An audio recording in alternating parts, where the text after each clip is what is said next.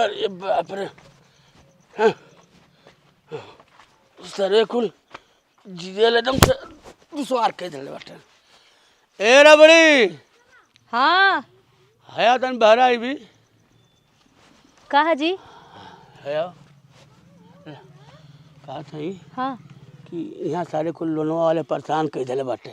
हाँ ठीक है, हम जाती वहाँ बगीचा में सुतब खटिया बिछा के, ठीक है। हाँ कि वो आई बतावे मत, ना बताई। सुन कौन आई बैग उग है ना, चश्मा टोपी जैसन भी हो तो देखने से पहचान देवी कि लोन वाला है। हाँ हाँ जो पैसा की बात करी अंदर मड़ई खींच रहे आखिरी सा बढ़िया समझा बुझा दी है।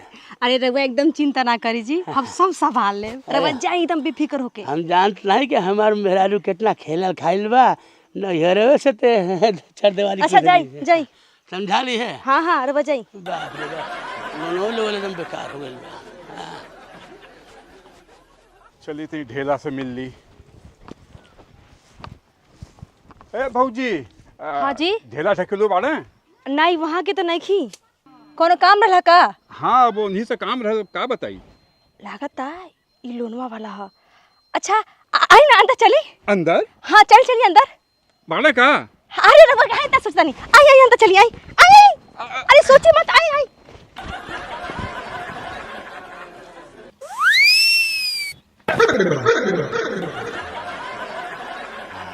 सुनी, बताई। लोन मांगे मत ही आए। फिर कब आई भौजी?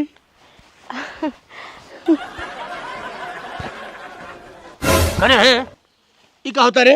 हाँ ई का कर देते हैं? हाँ ई का होता? हाँ अरे रघुआ ने कह गलनी है कि कोनो लोन वाला आई तो समझा दी। हम एकरा के ना बड़ी बढ़िया समझा देले बानी। अरे अरे फूट जाए मुँह। हाँ ई लोन वाला है? हाँ क्या रहते हैं? हाँ बीमा वाला होई। तो उसे कह लिया कि हम जीवन बीमा नहीं करे। हमारे द्वार दिख गए सब तो मार के वहाँ फोड़ दे। आराम कर मर बेटा। मम्मी को इज्जत लूटते हो। दो गला मुझको पिए ना, हे जड़ा। ऐसे तू रहलू, हाँ ऐसे के मेहरा पैदा कर दलू सारे के हमारे तो जीवन ही नष्ट हो गए। जीवन हमारा नष्ट भेल किराऊर। जा जा कटा दलू न किया ना। जा बहुत मारे हैं।